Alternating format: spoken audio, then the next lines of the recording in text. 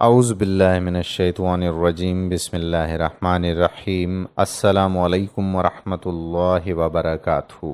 آج ہم اس ویڈیو میں سیرت النبی صلی اللہ علیہ وآلہ وسلم پر بات کرنے والے ہیں۔ حضرت عبداللہ کی شادی کے وقت عمر تقریباً 17 یا 22 برس تھی۔ عرب میں دستور تھا کہ دولہا شادی کے بعد 3 ماہ تک اپنے سسرال میں رہائش پذیر رہتا، چنانچہ حضرت عبداللہ بھی 3 ماہ اپنے سسرال میں مقیم رہے۔ بعد ازاں حضرت آمنہ رضی اللہ تعالی عنہا کو لے کر مکہ اپنے گھر واپس آ گئے۔ اسلام سے پہلے دور جہالت میں باقاعدہ نکاح کا کوئی عام رواج نہ تھا، صرف خال خال ہی طبقہ اشرافیہ میں باقاعدہ نکاح کیا جاتا تھا، ورنہ عام طور پر مرد و زن کے ازدواجی تعلقات زنا کی ہی صورت تھے۔ اسلام کے بعد جن کے باقاعدہ طریقے سے نکاح ہوئے تھے ان کی شادیوں کو جائز اور صحیح سمجھا گیا، اور ایسے جوڑوں کے اسلام لانے کے بعد ان کے قبل اسلام نکاحوں کو شریعت اسلامی کے مطابق درست قرار دیتے ہوئے آپ صلی اللہ علیہ وآلہ وسلم نے ان کے دوبارہ نکاح کی ضرورت نہیں سمجھی تھی۔ ایسا ہی ایک صحیح اور باقاعدہ نکاح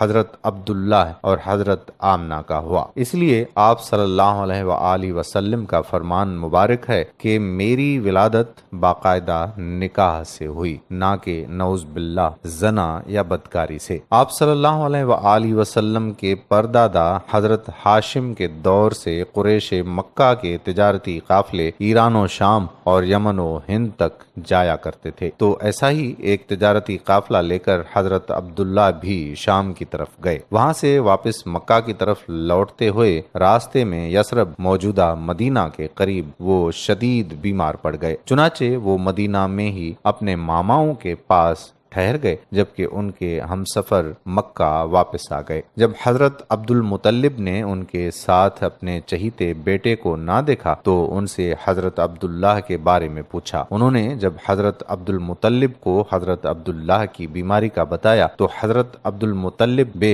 حد پریشان ہو گئے، فوراً اپنے سب سے بڑے بیٹے حارث کو یثرب حضرت عبداللہ کی خیریت معلوم کرنے بھیجا، لیکن جب جناب حارث یثرب پہنچے تو ان کو یہ اندوہناک خبر ملی کہ حضرت عبداللہ بیماری کی تاب نہ لا کر وفات پا چکے ہیں اور ان کو دارالغابغہ میں دفن بھی کیا جا چکا ہے۔ جناب حارث جب یہ المناک خبر لے کر مکہ واپس آئے تو حضرت عبد المطلب اپنے جان سے پیارے بیٹے کی جوان موت کا سن کر شدت غم سے بے ہوش ہو گئے۔ حضرت آمنہ پر اپنے محبوب شوہر کی موت کا سن کر سختہ طاری ہو گیا۔ دوسری طرف سب بہن بھائی اپنی اپنی جگہ اس دکھ کے ہاتھوں پہ بے حال تھے۔ خاندان بنو ہاشم پر ایک مجموعی سوگ کا عالم چھا گیا تھا، کیونکہ حضرت عبداللہ اپنے حسن و جمال، لیاقت، کردار اور نابغہ روزگار شخصیت کی وجہ سے سارے خاندان کی آنکھ کا تارا تھے، مگر یہ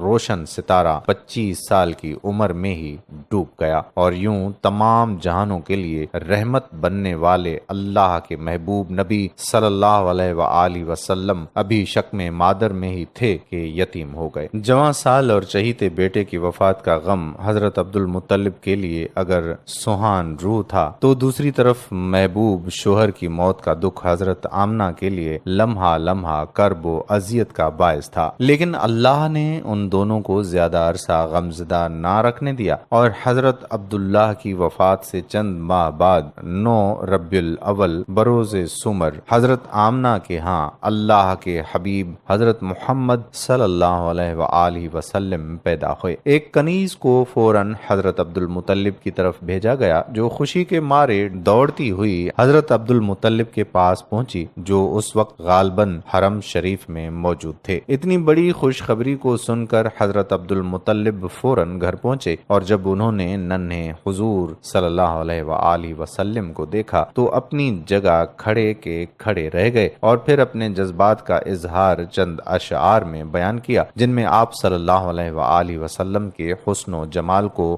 غلمان کے حسن و جمال سے برتر بتایا، پھر خدا کا شکر ادا کیا کہ اس نے آپ کو حضرت عبداللہ کا نعم البدل عطا فرمایا۔ بحوالہ سیرت النبی مولانا شبلی نعمانی، تاریخ ابن کثیر، البدایہ و نہایہ، تاریخ اسلام اردو، اکبر شاہ خان نجیب آبادی۔ یہاں ان چند واقعات کا ذکر ضروری ہے جو آپ کی ولادت مبارک سے کچھ پہلے اور کچھ وقت ولادت پیش آئے تھے۔ اس زمن میں ایک وہ واقعہ ہے جب نیم بیداری کے عالم میں آپ صلی اللہ علیہ وآلہ وسلم کی پیدائش سے کچھ پہلے حضرت آمنہ درد زا میں مبتلا تھیں۔ آپ فرماتی ہیں کہ ان کے جسم سے ایک نور نکلا جس نے تمام مشرق و مغرب کو روشن کر دیا۔ اس کے ساتھ ہی انہیں وضع حمل کی تکلیف سے نجات مل گئی۔ اس کے بعد وہ نور سمٹ کر ان کے قریب آیا اور انہیں ایسا محسوس ہوا جیسے اس مجسم نور نے زمین سے ایک مٹھی مٹی اٹھا کر ان کی طرف بڑھائی جو حضرت آمنہ نے اپنے ساتھ میں لے لی، اور اس کے بعد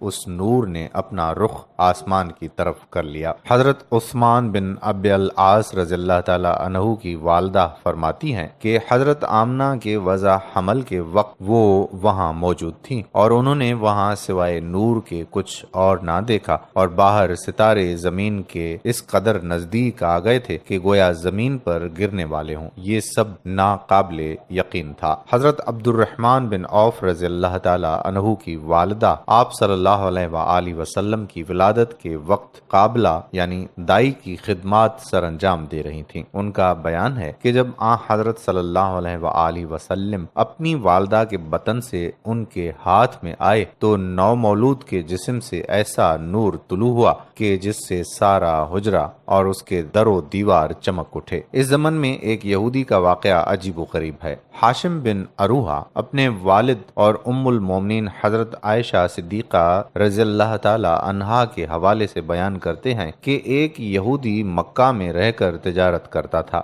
جس روز حضرت صلی اللہ علیہ وآلہ وسلم کی ولادت مبارک ہوئی، اس روز اس نے ایک مجلس میں قریش سے پوچھا کہ کیا تمہیں معلوم ہے کہ کل رات تمہاری قوم میں ایک عظیم الشان بچہ پیدا ہوا ہے؟ وہ بولے نہیں تو۔ دریافت کرنے پر معلوم ہوا کہ حضرت آمنہ بنت وہب کے بطن سے حضرت عبد المطلب کے بیٹے حضرت عبداللہ کے ہاں ایک بچہ پیدا ہوا ہے۔ اس یہودی نے قریش کے لوگوں سے کہا کہ تم مجھے وہاں چل کر وہ بچہ دکھاؤ۔ یہودی کی اس درخواست پر وہ لوگ اسے حضرت عبد المطلب کے مکان تک لے گئے۔ جب آپ صلی اللہ علیہ وآلہ وسلم کو اس یہودی کے سامنے لایا گیا تو لوگوں نے دیکھا کہ آپ صلی اللہ علیہ وآلہ وسلم کا روئے مبارک چاند سے زیادہ روشن ہے۔ یہ نور نبوت کا تھا جس کے آثار اس نور کی صورت میں آپ صلی اللہ علیہ وآلہ وسلم کے چہرے اور پیشانی سے ظاہر ہو رہے تھے۔ دوسری طرف جب یہودی نے آپ صلی اللہ علیہ وآلہ وسلم کی پشت کھول کر دیکھی اور اس کی نظر جب شانوں کے درمیان ایک مسا یعنی مہر نبوت جس میں گھوڑے کے عیال کی طرح چند بالوں کی ایک قطار تھی اس پر پڑی تو بے ہوش ہو کر گر گیا۔ جب اسے ہوش آیا تو قریش کے لوگوں نے اس سے پوچھا کہ ارے تجھے کیا ہوا؟ وہ یہودی رو رو کر کہنے لگا آج ہم بنی اسرائیل سے نبوت کا سلسلہ تمہاری قوم میں منتقل ہو گیا۔ پھر جب اس کی طبیعت سنبھلی تو اس نے قریش کو اس نعمت کی مبارک دی اور کہا کہ تمہاری ستوت کی اب یہ خبر مشرق تا مغرب پھیل جائے گی۔ بحوالہ سیرت النبی مولانا شبلی نعمانی، تاریخ ابن کثیر اور تاریخ اسلام اردو اکبر شاہ خان نجیب آبادی کی کتاب سے لیا گیا۔ امید کرتے ہیں کہ سیرت النبی صلی اللہ علیہ وآلہ وسلم کے یہ کچھ واقعات آپ کے ایمان کو تازہ ضرور کر لیں گے۔ آنے والی ویڈیو تک قادر کلہوڑو کو اجازت دیجیے۔ اللہ حافظ۔